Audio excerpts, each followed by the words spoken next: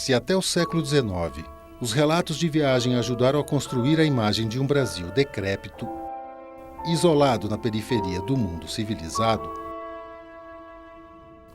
como explicar a presença de tantos e variados visitantes, ávidos por conhecimento, fama ou riqueza, que, em nome da ciência ou da arte, lançaram seu olhar sobre a paisagem natural e social brasileiras, protagonizando um dos mais instigantes capítulos da aventura humana nos trópicos.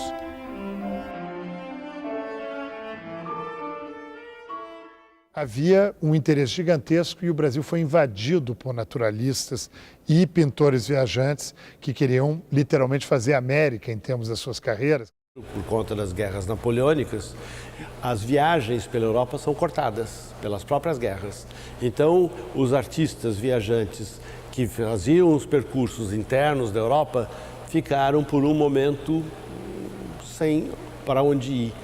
Até que, com a abertura, com a vinda da família real portuguesa para o Brasil, se criou uma nova rota. Os pintores, às vezes, eram meio aventureiros e pensavam, bom, eu vou dar uma deslanchada na minha carreira se eu voltar para a Europa cheio de imagens pitorescas, digamos assim, diferentes dessa terra nova.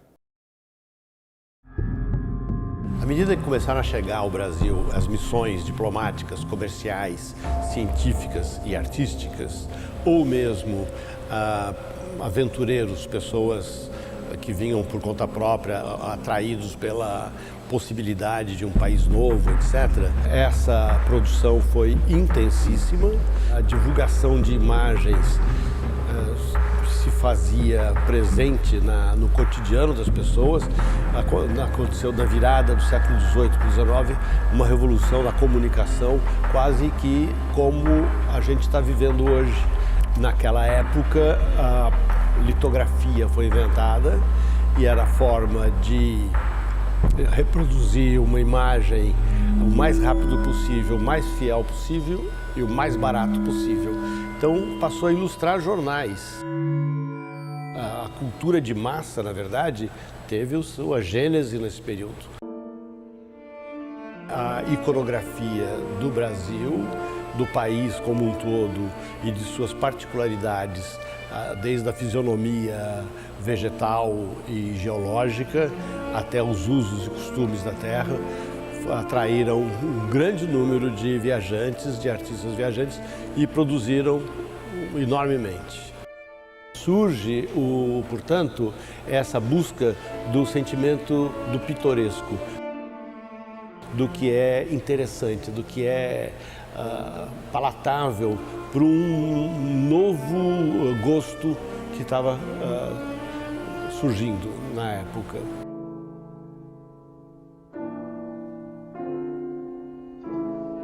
Ao mesmo tempo, eu acho que é muito importante a contribuição de viajantes, artistas viajantes, que a gente pode chamar genericamente, mas que não tiveram uma formação artística na Europa. Mas eram diplomatas, eram comerciantes, eram, enfim, profissionais de outras áreas que se detiveram diante dessa surpresa, dessa novidade do país e dos seus usos e costumes e fizeram grandes anotações.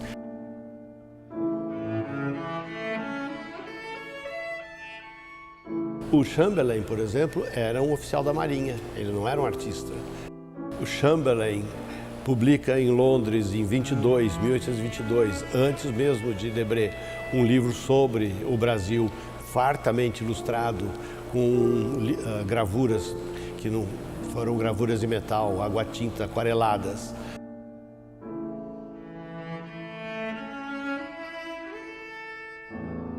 Eu acho que eles contribuem enormemente porque o olhar afetivo deles era registrar uma paisagem para si próprio ou para mandar para alguém, das suas relações, diz assim, olha onde eu estou, olha que país é esse. Além dos desdobramentos políticos e históricos, a presença da família real portuguesa nos trópicos a partir de 1808 acabou permitindo que o Brasil fosse redescoberto. Revelado pelo olhar de cientistas viajantes que penetraram no sertão profundo dessa parte generosa e ainda pouco conhecida do continente. Por que esses estrangeiros vêm para cá? Evidentemente que não é pura curiosidade ou desejo de conhecer novas espécies. São interesses também comerciais, quer dizer, a gente está num momento de disputas, né, de disputas entre as nações. Se as pioneiras viagens de Condamine e os pensadores iluministas inspiraram a corrida de novos exploradores por lugares remotos da Terra, um outro personagem esteve presente no imaginário de boa parte dos viajantes que decidiram conhecer de perto o Novo Mundo a partir do século XIX e a incluir o Brasil nos seus itinerários e relatos. Alexander von Humboldt, que na sua época era um grande cientista que se dedicou à astronomia, para você ter uma ideia, e à vulcanologia, à oceanografia, à botânica, à mineralogia, etc, etc. Custeava ele próprio as suas viagens e despesas. Um Bonpland viajou pela América hispânica e que, né, isso ainda antes da vinda da família real, né, o Humboldt viaja de 1799 a 1804. E ele, no início da viagem, ele quis, né, em 1801, ele quis, junto com Bonpland, passar a fronteira e entrar nos domínios portugueses. Consegue percorrer o rio Orinoco e alguns afluentes e chegam até, subindo o Orinoco, passando o canal do Cassiquiare, ao Alto Rio Negro, né, que naquele trecho serve de fronteira entre o Brasil e a Colômbia. Ele não pode entrar, ele é impedido pelas autoridades locais de continuar a sua viagem, por razões políticas na época, né? Ele simpatiza mais com a ideia de república. Ele é muito crítico à escravidão.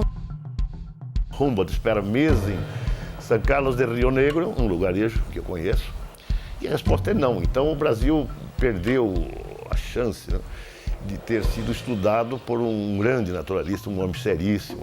Ele não pôde entrar no Brasil. Foi uma gafe na história, uma grande gafe na história da ciência. O relato dele, a experiência dele, o que ele escreve sobre a América tropical foi fundamental para essa próxima geração, por assim dizer, que vem ao Brasil a partir da abertura dos portos. Em 1817, por ocasião de seu casamento com o futuro imperador do Brasil, Dom Pedro I, a arquiduquesa da Áustria, Maria Leopoldina, desembarcou no Rio de Janeiro acompanhada por um grupo de cientistas austríacos e alemães, que integraram a primeira expedição estrangeira dedicada a desenvolver estudos e pesquisas de história natural nos domínios portugueses. À frente da chamada missão austríaca, como ficou conhecida, estiveram os zoólogos Johann von Spix e Johann Natterer, os botânicos Carl Friedrich von Martius, Johann Sebastian Mikan e Johann Emanuel Pohl. A missão ainda contaria com a presença de taxidermistas e artistas, como o pintor Thomas Ender. Eles ficam meio ano no Rio de Janeiro para preparar a expedição. Há toda uma equipe que acompanha, que são guias, tropeiros, escravos, né, índios, que ajudam, né, na parte operacional, como tradutor, para contactar tribos. Nesse trecho, o Thomas Ender ainda os acompanha, o pintor. O Thomas Ender fica doente e abandona a expedição, volta para o Rio de Janeiro e volta para a Europa. A expedição deu prosseguimento ao seu longo itinerário, cruzando as províncias de São Paulo e Minas Gerais. Subindo o Rio São Francisco até os limites de Goiás, atravessaram os sertões da Bahia, Pernambuco, Piauí e Maranhão. Ao chegarem a Belém do Pará, a expedição se dividiu para explorar alguns dos principais rios que formavam a bacia amazônica, reencontrando-se um ano depois em Santarém, de onde retornaram à Europa em 1820. O interessante do itinerário é essa travessia do sertão, que era uma região ainda pouco conhecida por naturalistas europeus. Uma proeza, digamos, a palavra, sem nenhum exagero. Percorrer regiões, às vezes, remotas, onde é difícil tudo, do combustível, alimentação, assistência médica. Considerado um feito extraordinário na história da ciência, durante os 3 anos de viagem e mais de 10.000 quilômetros percorridos pelo território brasileiro, os naturalistas da expedição conseguiram reunir e levar para a Europa milhares de espécimes de nossa fauna e flora e um vasto material etnográfico sobre os povos indígenas com os quais mantiveram contato. O Spix ele era o zoólogo da expedição. No entanto, como o Spix morreu 6 anos depois, ele não teve tempo de explorar, né, a própria pesquisa que ele fez. Em termos de botânica, a contribuição do Martius é fundamental. Ele foi o idealizador da maior flora que já se escreveu sobre um país. Com a colaboração de especialistas de vários países, von Martius também seria o responsável pela publicação do maior inventário sobre a diversidade da flora brasileira, publicado entre os anos de 1840 e 1906. Flora Brasiliensis, onde foram descritas e catalogadas mais de 22.000 espécies, sendo que mais de 5.000 delas desconhecidas pela ciência. É um projeto, né, que só termina no início do século XX. O Martius, ele é um dos naturalistas que tem uma importância bastante grande por ele ter escrito muito sobre o Brasil. Ele morreu com 80 e tantos anos e, por assim dizer, ele se tornou um brasilianista. A história dessa aventura ficou registrada nos diários da expedição reunidos por von Martius e Johann Spix nos 3 volumes da obra Viagem pelo Brasil nos anos de 1817 e 1820. Publicados entre 1823 e 1831, constituindo um dos mais importantes relatos de viagem escritos sobre o Brasil. Os relatos dessa viagem foram bastante divulgados pela Europa e América e ganharam luxuosas edições contendo o Atlas com as ilustrações baseadas nos desenhos de Thomas Ender, von Martius e outros artistas que acompanharam a expedição.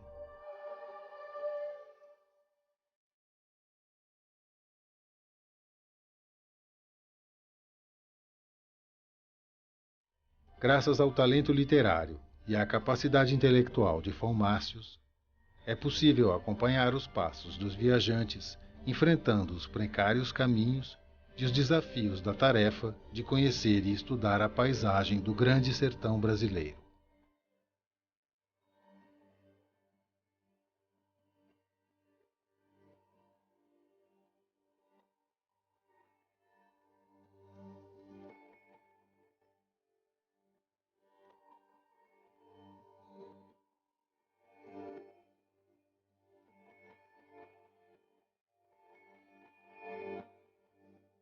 Eles viram um Brasil que não existe mais. Um Brasil que não tinha ainda, a fotografia não havia sido descoberta. Eles desenharam esse Brasil, eles viram esse Brasil, eles deixaram, Thomas Ender deixou 770 aquarelas sobre o Brasil. O encantamento provocado pela imensidão dos campos e das florestas.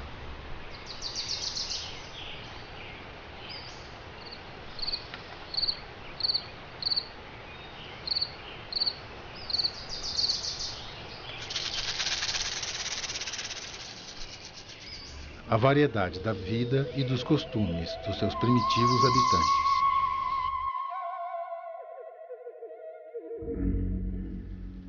E as impressões do naturalista sobre as virtudes e defeitos do modelo de sociedade que se erguia por aqui.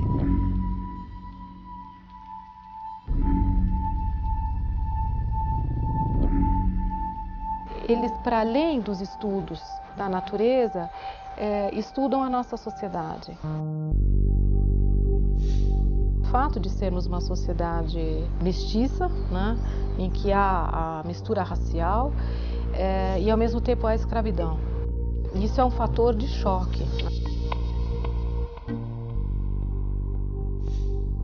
Da mesma forma que eles querem classificar as plantas e os animais e descobrir novas espécies, eles observam que aqui há a mistura entre negro e índio, mas também a mistura de branco com negro e com índio. Eles procuram também classificar, né, e entender o que significam essas misturas, o que é o cafuso, o que é o mestiço, o que é o mulato. Por outro lado, também existe a discussão, né, até que ponto que justamente a mestiçagem é positiva. Há várias passagens, né, no relato de viagem que são absolutamente preconceituosas e depreciativas, né, em relação a negros, sobretudo. No entanto, eles consideram que por meio da escravidão e a religião, o fato desses africanos que chegam aqui no Brasil serem cristianizados, que isso contribuiria para o processo civilizador. Então eles acham que os negros, né, com o tempo, com o trabalho, eles têm condições de avançarem.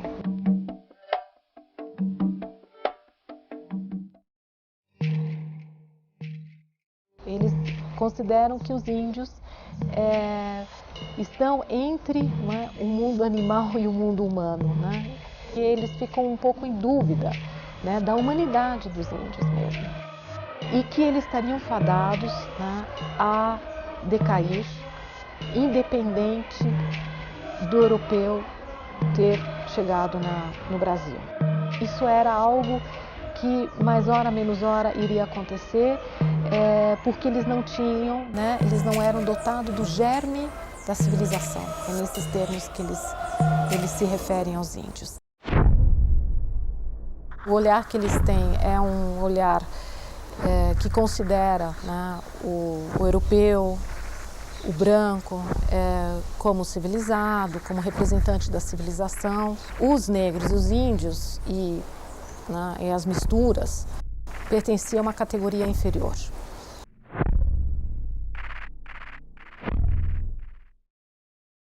O conceito que eles têm é, de fato, um conceito, né, de que a humanidade ela caminha, né, num sentido só e para um sentido mesmo de aperfeiçoamento, que é o termo mesmo que eles usam, né, o perfectibilité. Enquanto os naturalistas retornavam para a Europa, levando impressões do Brasil e amostras consideráveis de sua riqueza natural, uma revolta liberal sacudia a metrópole portuguesa. E as circunstâncias exigiam o retorno imediato do rei de sua longa e já inconveniente temporada tropical.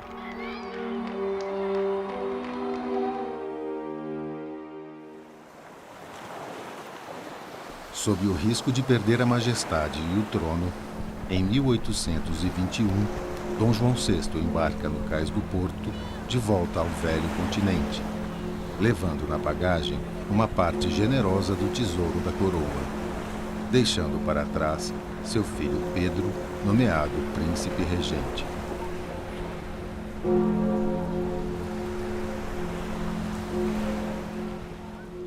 O retorno do rei a Portugal deu início a um período de instabilidade política e social, provocado por aqueles que defendiam o retorno do Brasil à condição de colônia e os que alimentavam sonhos de autonomia.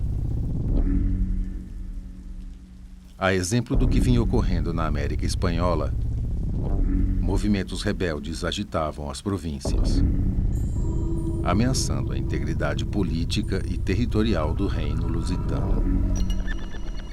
Conciliando suas aspirações absolutistas e a manutenção dos privilégios da aristocracia, Dom Pedro declara a independência em 1822 e é proclamado imperador do Brasil. Um testemunho privilegiado desse momento conturbado de nossa história está nos diários de viagem de uma escritora britânica chamada Maria Graham, publicados na Inglaterra em 1824. Viúva de um oficial da Marinha Inglesa que falecera em missão no Chile, graças à sua origem e seus talentos pessoais, Graham foi uma das poucas mulheres a frequentar ambientes até ali restritos à presença de estrangeiros, o que a levou a conhecer de perto a sociedade da corte e a desfrutar da intimidade da família real, tornando-se confidente da imperatriz Leopoldina e preceptora de seus filhos. Esse privilégio instigou a escritora viajante a traçar um retrato peculiar de uma sociedade iletrada e pouco refinada em seus hábitos e costumes.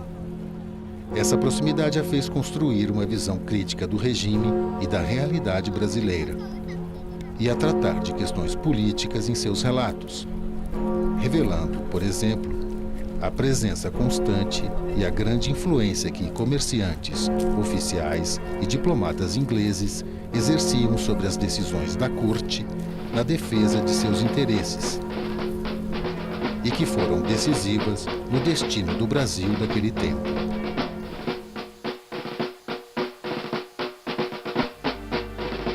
Diante desse cenário histórico agitado, em 1824, um notável naturalista aguardava com inquietude a autorização do imperador Dom Pedro I para que colocasse em prática seu ambicioso projeto.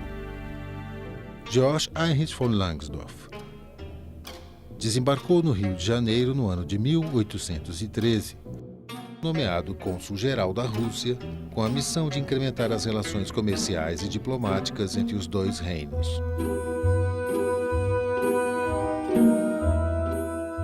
A autorização para o viajante percorrer o território brasileiro deveria ser dada primeiro pelo imperador. Se o imperador não autorizasse, as expedições não aconteceriam. Langsdorff estivera em Santa Catarina em 1803, onde permaneceu por 3 meses como botânico da esquadra do comandante Krusenstern, em uma viagem de circunnavegação. Apaixonou-se pelo que viu e alimentou por anos a vontade de realizar uma expedição científica pelo interior do Brasil.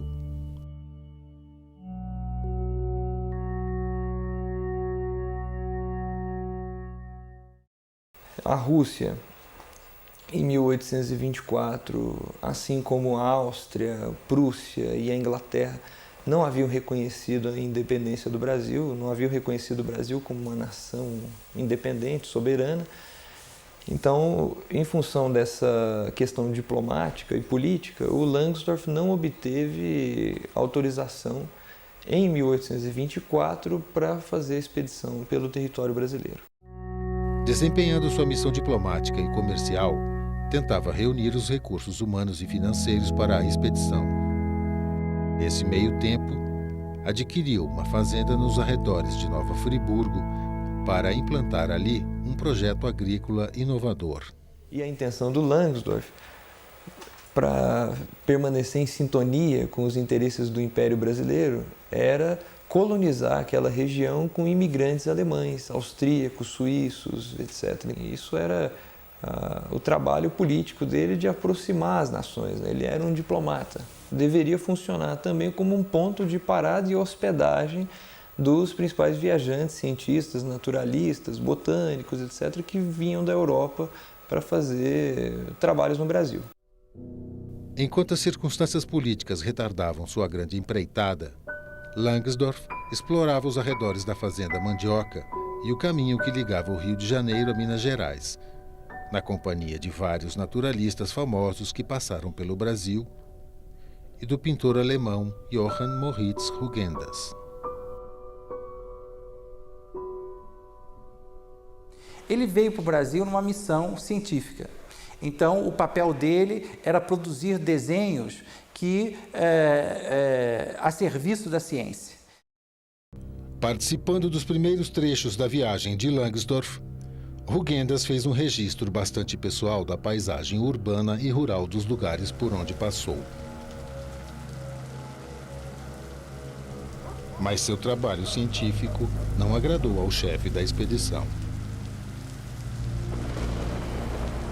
A incerteza sobre os destinos da viagem e o temperamento exaltado de ambos marcariam o fim dessa promissora parceria. Langsdorff, que era visto como uma figura de personalidade muito forte, né, um cientista muito rigoroso, né, queria que o Rugendas fosse menos artista e mais desenhista, né, queria orientar o trabalho do Rugendas, queria conduzir muito o trabalho do Rugendas.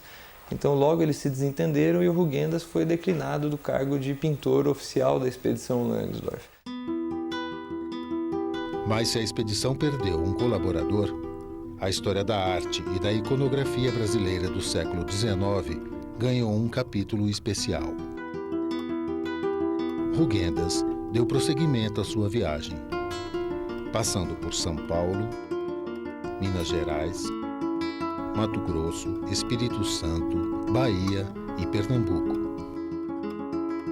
registrando em desenhos e aquarelas o lado pitoresco desse novo mundo.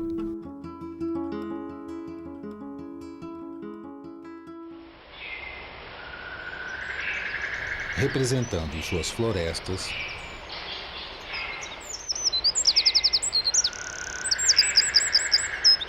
campos e a vida selvagem.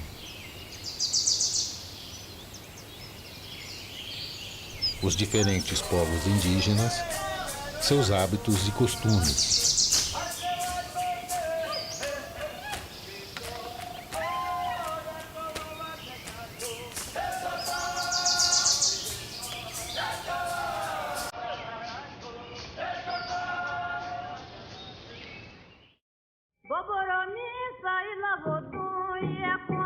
Retratando em seu cotidiano os negros africanos,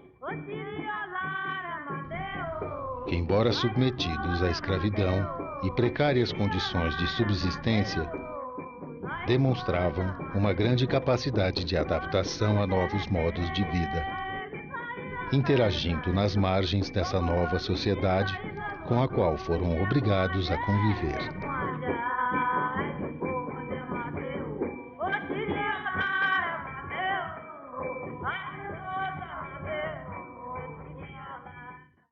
Não é mera documentação, né? É também uma forma de conquistar os olhares sobre as plantas, sobre os animais, sobre os tipos étnicos, sobre a natureza, sobre a terra de um modo geral. Após retornar à Europa, em 1835, Rugendas publica o álbum Viagem Pitoresca através do Brasil, contendo mais de 100 litografias baseadas no material artístico produzido durante suas viagens, e um relato sobre a sua experiência de vida em terras brasileiras. O Langsdorff, na procura de um outro pintor que talvez fosse um pouco mais disciplinado, descobre no Rio de Janeiro uma figura importante da família Tonet, o filho do Nicolas Antoine Tonet, o Adrien Tonet. Ele havia feito uma viagem de circunnavegação pelo globo com o Conde de Freycinet. Recebeu então o convite do Langsdorff para ocupar o cargo de primeiro desenhista da expedição.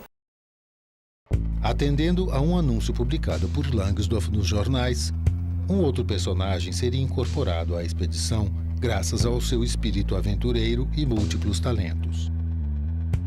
Juntou-se ao grupo o francês Hercule Florence.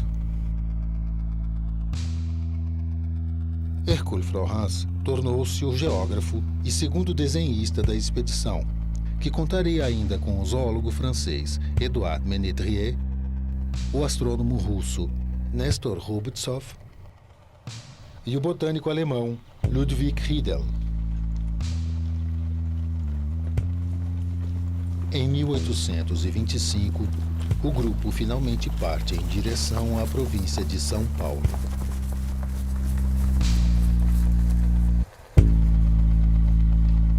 A expedição Langsdorff, portanto, com essa equipe formada, né, parte do Rio de Janeiro para Santos. Inicialmente a decisão era de fazer uma expedição via terrestre, né, percorrendo o caminho de São Paulo, Goiás, Mato Grosso e Grão-Pará. Mas chegando a Porto Feliz, o Langsdorff decide que a expedição não vai seguir o caminho terrestre, mas vai seguir a rota fluvial das antigas monções paulistas. Né? Aquele ponto de partida era uma espécie de rota programada, né, dos viajantes e dos expedicionários, comerciantes que partiam para o interior do Brasil. O Hercule Florence, nessa posição de geógrafo, ele também era o responsável pela logística da expedição. Ele chega primeiro a Porto Feliz, onde ele conhece o Francisco Álvares Machado, que era uma figura importantíssima do interior paulista, era um cirurgião-mor, que tinha uma sesmaria ali na região de Porto Feliz. Ele apresenta para o Hercule todos os guias e apresenta para o Hercule também os escravos que têm que ser adquiridos ou alugados, né, para trabalhar na construção das pirogas, na construção dos batelões, enfim, na construção de todo o equipamento necessário para conduzir a expedição pelo interior do Brasil.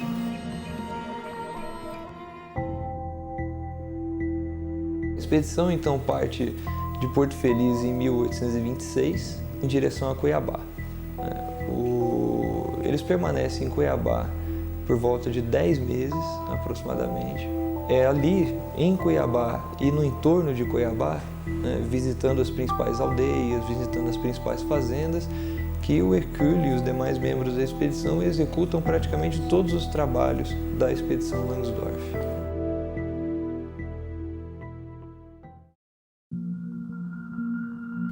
Sob o rigoroso controle de Langsdorff, os artistas da expedição tratavam de registrar para a ciência a variedade de plantas e dos animais reunidos pelos naturalistas no decorrer da viagem.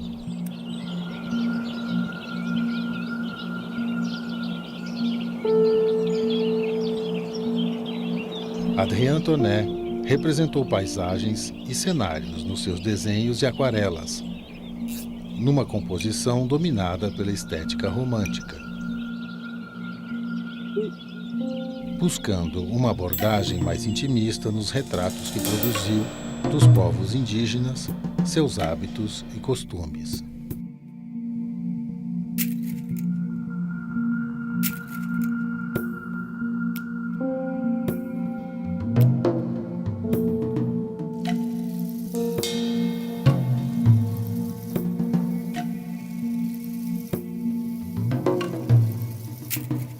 Com seu traço marcado pela disciplina e o talento natural de um autodidata a serviço da ciência, Hercule Florence também registrou paisagens, a arquitetura de vilas e lugarejos,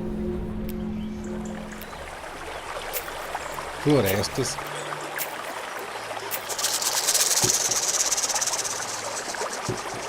e retratos bastante realistas das várias etnias que habitavam a região. Sem dúvida, os primeiros desenhos a representar tribos indígenas do Alto Xingu, como, por exemplo, os Chamacoco, que viviam praticamente isolados ainda, né, daquilo que na época era entendido como civilização. No Mato Grosso, a expedição se dividiu. O Langsdorff ficou basicamente em Cuiabá, trocando correspondências com a Rússia, fazendo tratativas com o presidente da província e coordenando os trabalhos da expedição. Eles tinham um ponto de encontro próximo a Santarém, né, onde depois eles seguiriam em direção a Belém, de onde eles partiriam de volta para o Rio de Janeiro.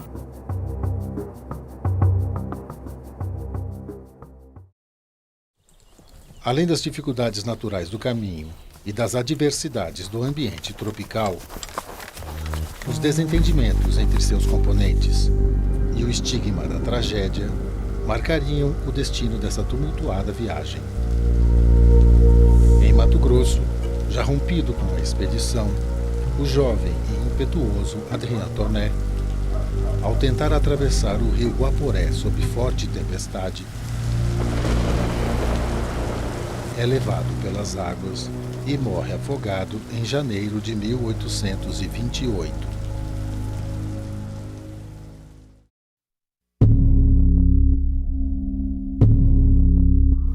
Inúmeros casos de malária e de outras doenças tropicais acometeram os viajantes, especialmente Langsdorff, cujas febres intermitentes levaram o chefe da expedição ao esgotamento, que o fez chegar ao fim da viagem doente e sem controle de suas faculdades mentais.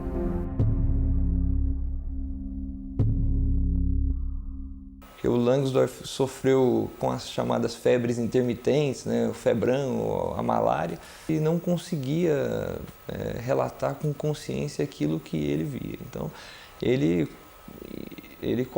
encarrega o Hercule de relatar essa fase final da expedição.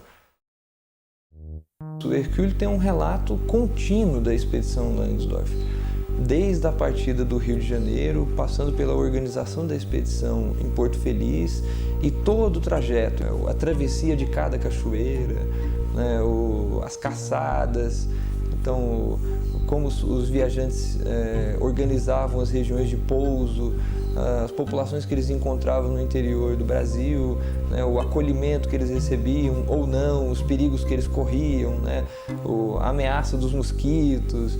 Então você tem um relato completo, pitoresco, eu diria, né, de todos os aspectos da expedição.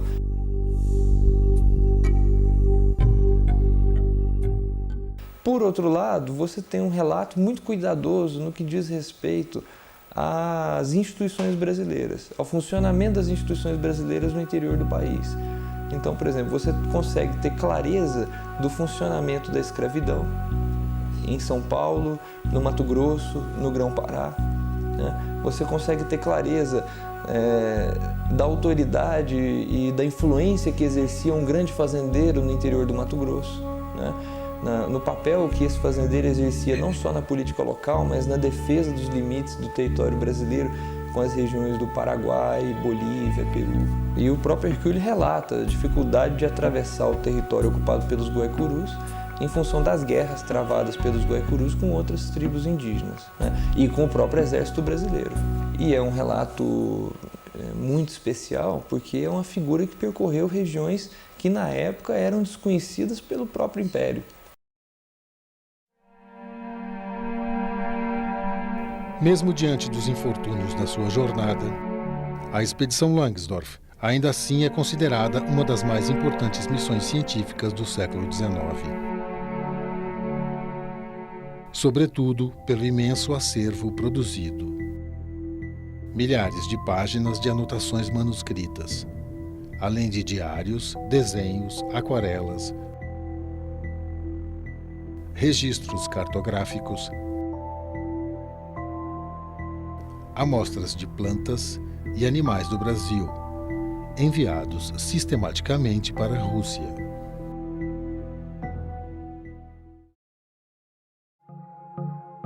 Langsdorff morreria na Alemanha no ano de 1852, sem jamais recuperar sua sanidade mental e a memória de sua grande viagem.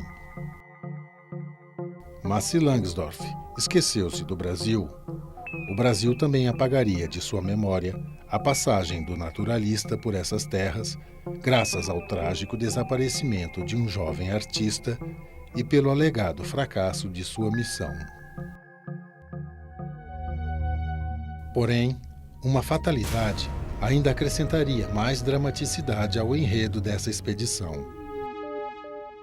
Grande parte desse material foi considerado desaparecido ou extraviado por mais de 100 anos.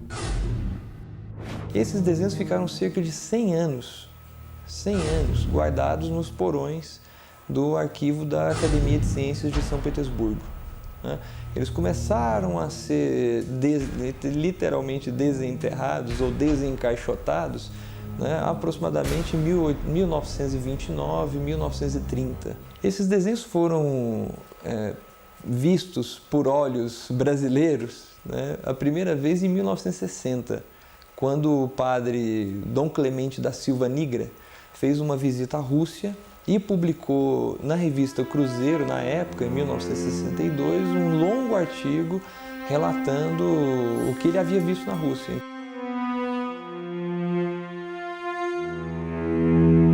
Nem mesmo os esforços do escritor Jorge Amado,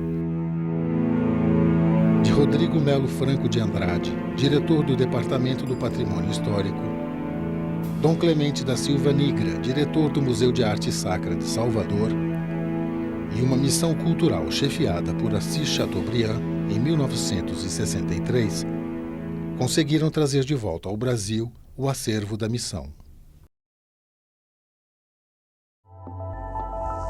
Somente em 1987, após longos anos de tratativas, os brasileiros tiveram a oportunidade de conhecer uma parte desse tesouro cultural e científico, através de exposições e pesquisas,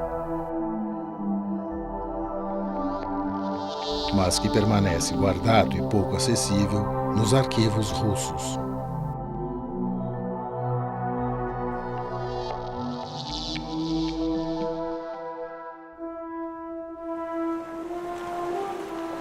Até o final do século XIX, outros notáveis viajantes tiveram o Brasil como destino. Charles Darwin, por exemplo, esteve no Brasil por alguns meses. Em 1833, como parte do itinerário de sua famosa viagem ao redor do mundo, como naturalista tripulante do navio Beagle. Darwin dedicou algumas páginas do seu diário de viagem ao Brasil, registrando seu encantamento com a natureza do país, mas sua indignação com a violenta e desigual sociedade escravocrata brasileira.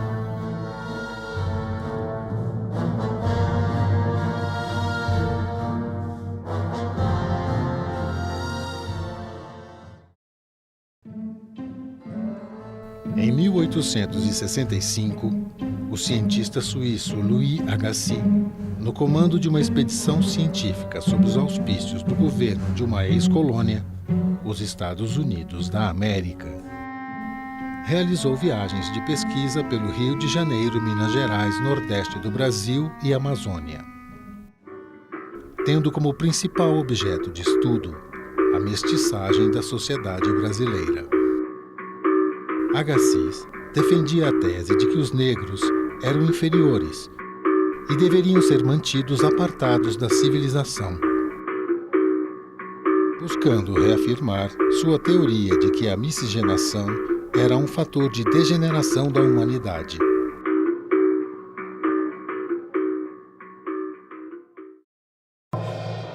Nesta galeria de homens ilustres, também figuraram viajantes cujos feitos memoráveis fariam inveja a muitos heróis consagrados nos romances de ação, como Lawrence da Arábia ou Indiana Jones.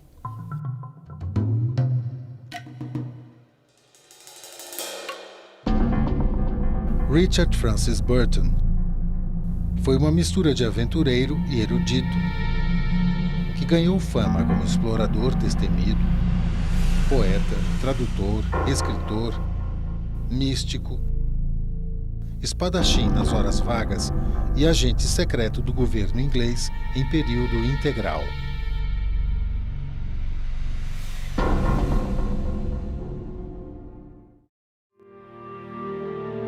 Richard Burton, portanto, já era uma celebridade quando chegou ao Brasil em 1865, nomeado cônsul britânico na cidade de Santos.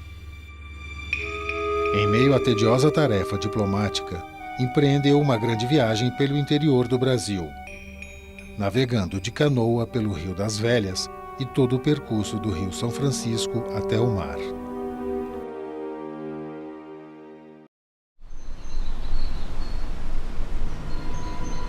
Além da descrição dos lugares e tipos humanos que encontrou pelo caminho, como um fiel e dedicado súdito da coroa inglesa, acabou realizando um levantamento sistemático das reservas de ouro e diamantes das Minas Gerais.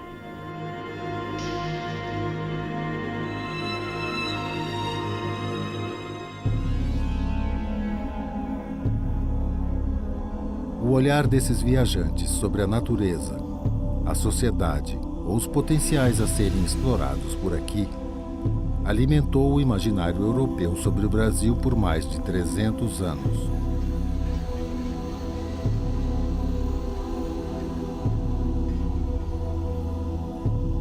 Porém, esse enorme acervo cultural e artístico só foi incorporado à nossa cultura a partir da criação do Instituto Histórico e Geográfico Brasileiro em 1838, onde passaram a se reunir as primeiras gerações da elite política e intelectual brasileiras após a independência.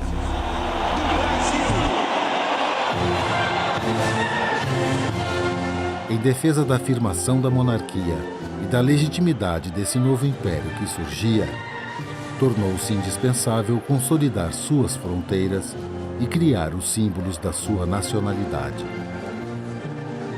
Mas além de uma língua, uma bandeira e um hino que exaltasse as suas virtudes, foi preciso resgatar o seu passado e criar a sua história.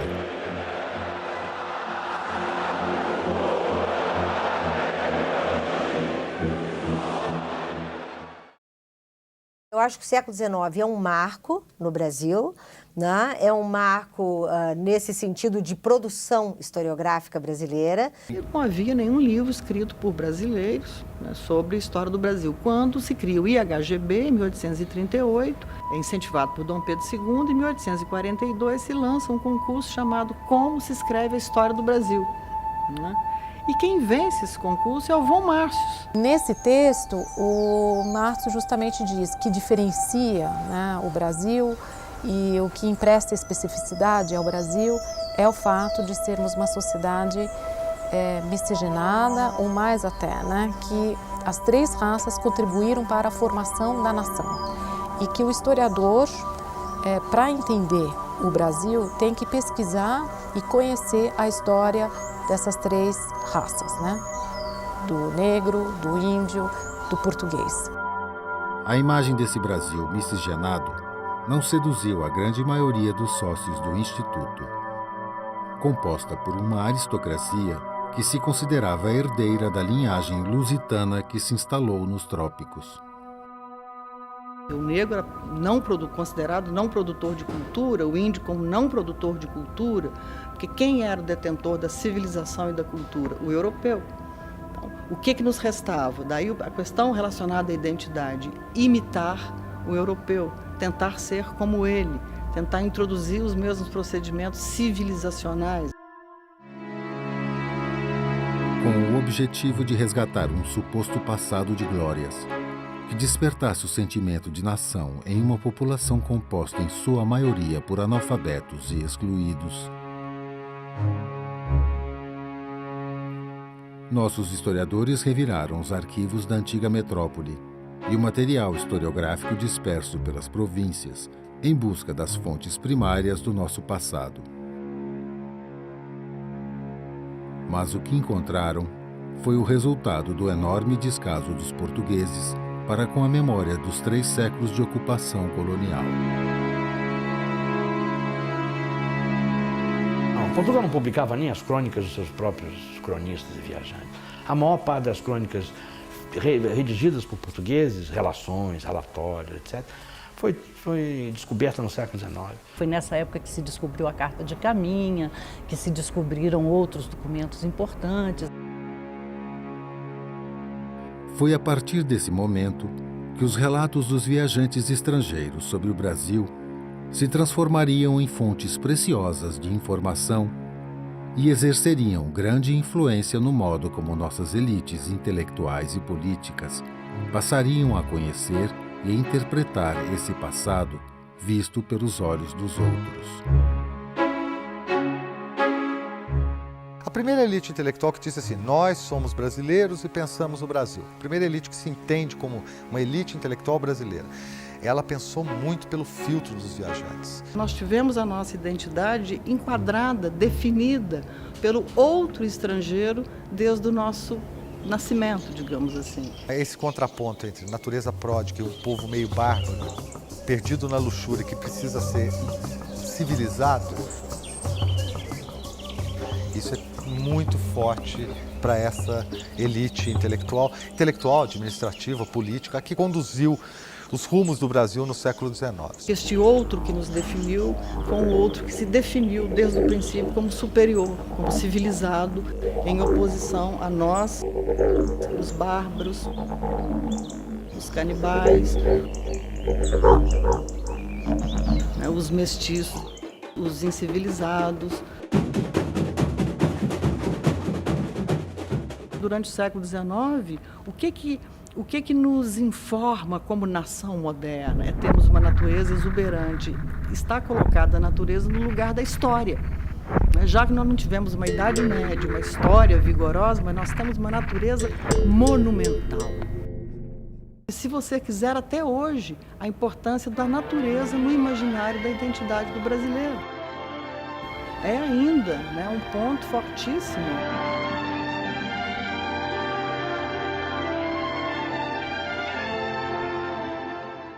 Por outro lado, estão sendo elaboradas teorias científicas que vão nos inferiorizar de um sobremodo. Para nós foi muito dramático você passar 3 séculos de colonização sendo definido pelo outro, e no século XIX, que a partir das teorias racialistas e das teorias climáticas, as teorias ditas científicas, que tinham na época um teor de verdade sobre mestiçagem, sobre o clima tropical, tudo isso visava uma inferiorização nítida. E aí é que eu acho que se complica muito a situação da autoimagem do brasileiro ao longo do século XIX.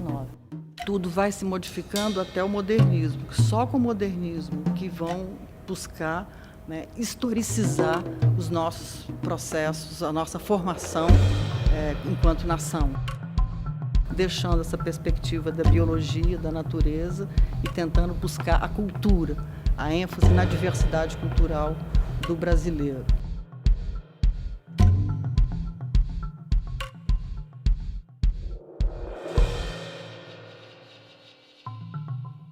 Gilberto Freire, Sérgio Buarque, Caio Prado, todos eles se voltam para esses relatos coloniais, mas já se voltam com uma perspectiva crítica. Os modernistas buscaram também a ideia da unidade, aonde está a nossa identidade. Gilberto Freire disse que nós temos de diferente a nossa mistura, a nossa miscigenação.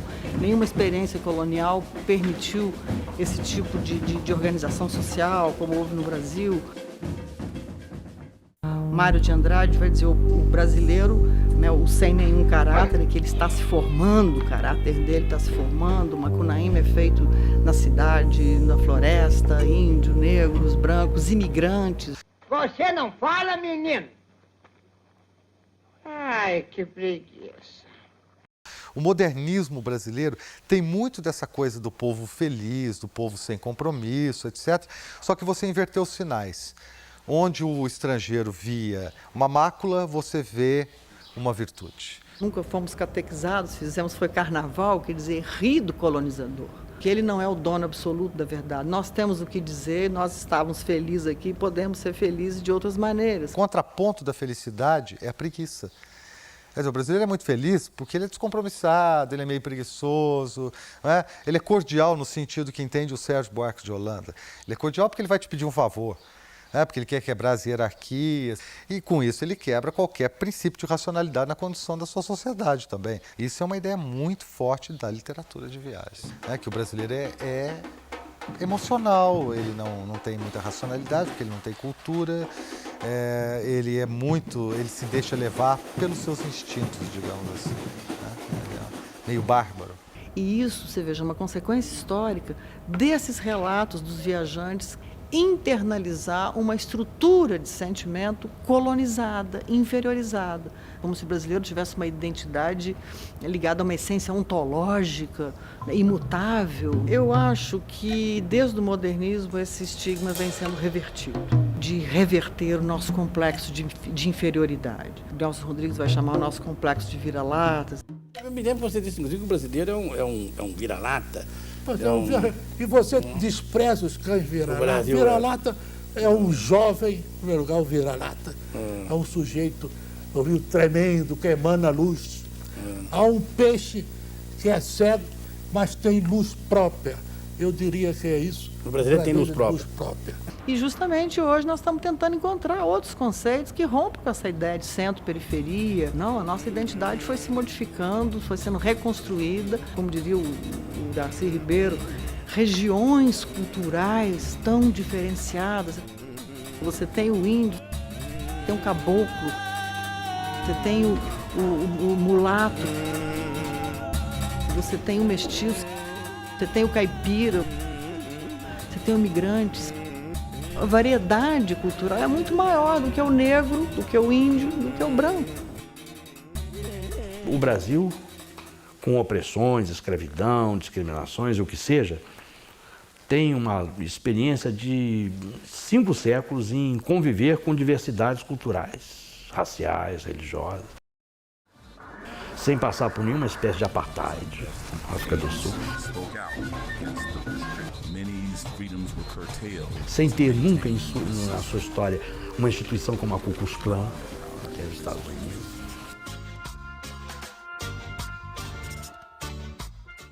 A nossa construção de forma de sociabilidade diferenciada, a nossa capacidade de convivência com a diferença. No flow, desse jeito. País no futebol, nego, a técnico sambo, tocou Neymar, ego.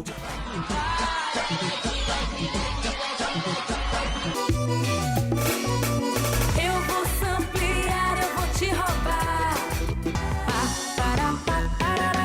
A nossa capacidade de reinvenção, de criatividade, ela talvez tenha assim, alguma coisa a dizer para o mundo. E não apenas, né, os estereótipos do praia, caipirinha e carnaval. Estudar literatura de viagem no Brasil hoje tem um pouco esse sentido, de entender como chegamos hoje, onde chegamos. A perspectiva que nós temos de nós mesmos também veio em larga medida de fora. E é preciso pensar isso para que ela passe a ser um pouco mais de dentro também, e isso é importante. Quem você pensa que é, o que somos, ou pensamos que somos, são temas recorrentes na nossa história e, em boa medida, fazem parte daquilo que herdamos do passado, de como lidamos com isso. É lá que podemos encontrar as respostas para essas dúvidas primordiais. Ou a razão delas existirem.